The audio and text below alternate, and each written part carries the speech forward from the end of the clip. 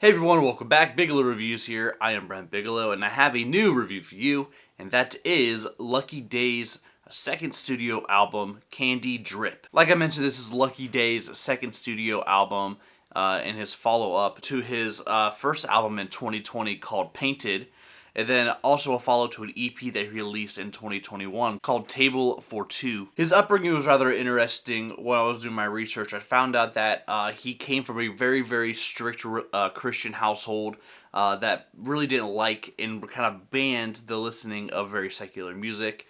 Like pop music or anything that we basically would hear on the radio. But once like his mom left the church and then he was about like 8 or 9, he went back and started listening to a lot of the music that he would like to listen to of those times. Soul artists and R&B artists like Rick James, listened to a lot of Prince, Stevie Wonder, and then even since it's like the 2000s, listened to a lot of Lauryn Hill. And then even more interesting, like after all this time, after he started like developing his musical inspirational background.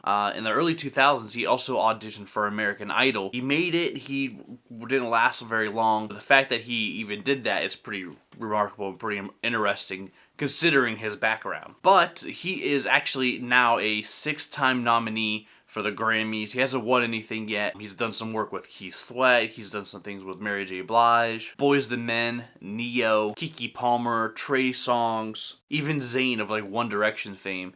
He worked with all of those artists as a writer. So there's no denying the fact that this guy can write a really decent track and has this track record, pun intended, of working with some pretty legendary R&B and soul acts through the decades. But I took a chance to listen to this album. I love soul and I love R&B music, but I saw this album cover and I was like, man, that's a pretty sick album cover, and I had to listen to it. So this album cover is pretty obviously inspired by a lot of the Ohio Players album covers from back in the day. For example, we have Fire, which is a pretty iconic one. There's also Honey, which is a little more closely related to this one. But it's iconic, man. I love me some Ohio Players. But listen to this album all the way through. It's really an enjoyable listen. There's a lot of influences on here. I would say we're like really early Frank Ocean, Channel Orange vibe throughout this entire thing. There's a lot of elements of like that early 2000s soul, a lot of vintage style production on here.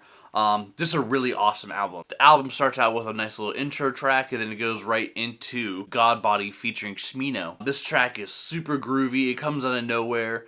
Lucky Daye's voice just literally just resonates through. So nice. He sounds amazing. Like I said, he really reminds me of like a lot of like a young Frank Ocean and even a little bit of Marvin Gaye. Coincidentally, if you think of how, you know, all the influences in his life kind of like creating who he is later on, in general, Lucky Daye, how it's spelled D-A-Y-E, is kind of the same way as like Marvin Gaye, instead of like they kind of threw that E at the very end. It's just a weird thing that I kind of noticed. Smino on the very end of this song really feels kind of like tacked on for no reason. He has a really short verse on here, and it doesn't really make that much of an impact on the track. But Lucky Daye's voice is so unique, and he can like change his voice to do a bunch of different things that I don't really think he needs a feature, especially on this song. Like I said, they like stopped what they were doing with the beat, switched it up, and then had Smino come on, and like he just kind of like was on for like 5 seconds. Like it was kind of a really lame feature. But God Body has all these layers, a really funky track with a lot of horn section on it. This is a beautiful song, really great. The next song right after this is Feels Like. It's a really nice, really structured song, very pop. The plucked guitar all the way through kind of feels like a Prince track, especially early Prince, not so much his later stuff, where it's a little more experimental funk music. And then even going back off the thing how he doesn't need any features, he even drops his own little rap verse at the end of this track too, and it works. It fits. Like he did this thing with his voice. I even thought it was somebody else, but it was still him rapping, so I mean, if he can do it, like, might as well just keep doing it on every track. Why do you need a feature? On NWA featuring Lil Durk, which is a pretty big feature on here, the song feels really rigid compared to the other two.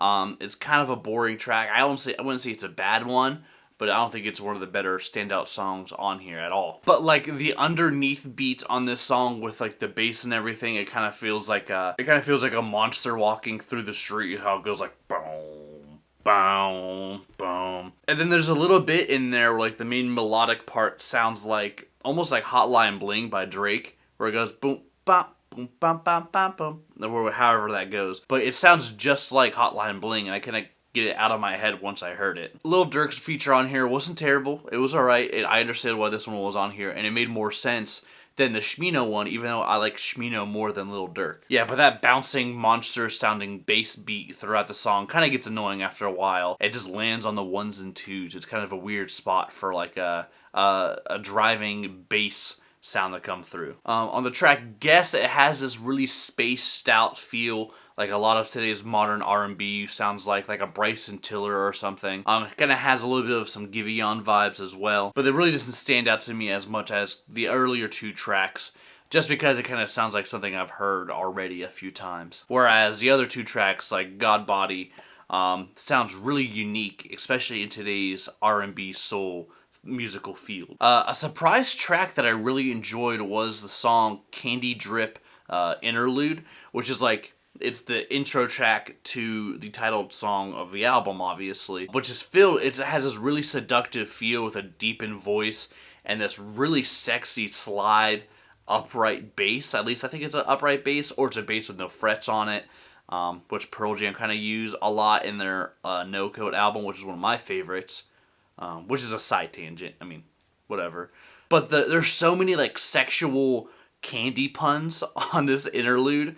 It's awesome. It literally might be one of my favorite songs on here. Just the track is great. Go read the lyrics. It's great. It's I love puns. I love dad jokes, and I love things that are kind of like tongue-in-cheek. I like this song a lot. It's a really good interlude. But the interlude's so good, it steals all of the attention away from the Candydrip song. The song's kind of boring. It's kind of bland. It really doesn't do much of anything. It's good though. I enjoy it. But it doesn't stand up to like how great the other tracks were. But yeah, the interlude absolutely just steals the show though. That's not even a debate. That's followed up by one of my favorite songs of this entire album, and it's called Effin Sounds. There's like a nice little backup choir in this song.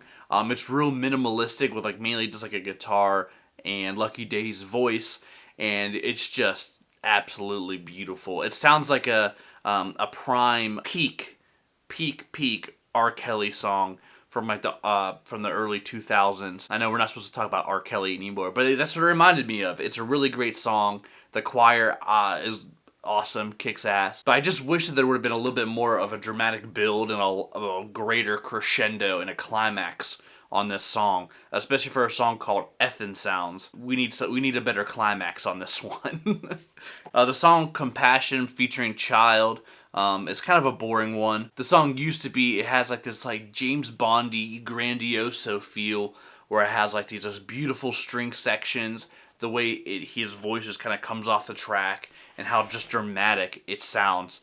Awesome song, really freaking great. Not one of my, I mean, it is one of my favorites, but it's not like the top dog to me. But it's absolutely a great song, though. And then, like, the last three songs on here, you have Fever, and then you also have Cherry Forest. The song Fever has, like, an amazing booming 808 throughout it. Awesome song, that really stood out to me. And then the song Cherry Forest, it was just begging, at least in my eyes, it's like the one song on here that I would have loved to have a feature.